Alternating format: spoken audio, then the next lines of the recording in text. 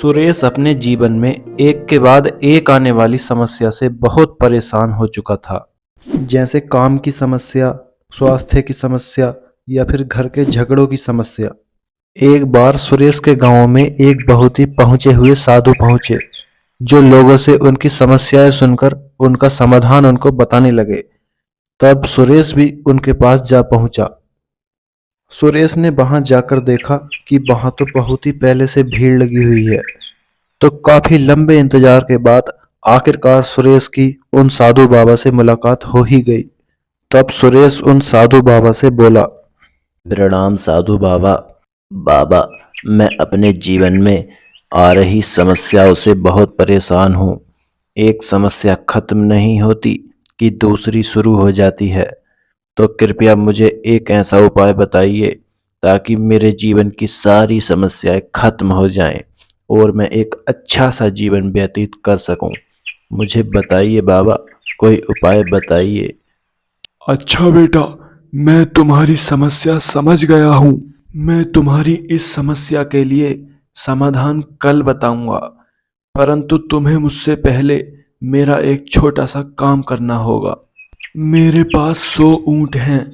आज रात को तुम्हें उन सब ऊँटों की रखवाली करनी है बेटा, परंतु ध्यान रहे, जब तक तुम्हें सोना नहीं है, जब तक कि सारे ऊँट यानी कि 100 के 100 ऊँट एक साथ बैठ न जाएं।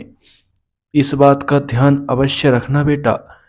तब सुरेश उन साधु बाबा की आज्ञा के अनुसार उन सारे 100 ऊँटों की रखवाली करने लगता है तथा सारी रात सो नहीं पाता, क्योंकि सारे ऊँट एक साथ बैठ ही नहीं पाते। कभी एक बैठता है तो दूसरा खड़ा हो जाता है और दूसरा बैठता है तो पहले वाला खड़ा हो जाता है। सुरेश की सारी रात इसी कसम में बीत जाती है। अगले दिन साधु बाबा सुरेश को बुलाकर उससे पूछने लगते हैं, बेटा सुरेश, तुम्हें रात भर नींद तो अच्छी आई या नहीं? बताओ बेटा। क्षमा करना बाबा, मैं तो रात भर एक पल के लिए भी न सो सका। सारी रात ऊँटों को एक साथ बैठाने का प्रयास करता रहा, परंतु कभी एक ऊँट बैठ जाता तो दूसरा खड़ा हो जाता, दूसरा बैठ जाता तो तीसरा खड़ा हो जाता। इसी कसम में मेरी सारी रात बीत गई और मैं सारी रात सारे ऊँटों को 100 के 100 ऊँटों को एक साथ नहीं बैठा पाया बाबा। क्षमा करना। और इसी कसम में मैं सारी रात सो भी नहीं पाया। बेटा सुरेश, तुम जो कल मेरे पास समस्या लेकर आए थे, उसका समाधान तुम्हें मिल चुका है, क्योंकि ये जीवन की समस्याएं भी इन 100 ऊँटों की तरह ही हैं।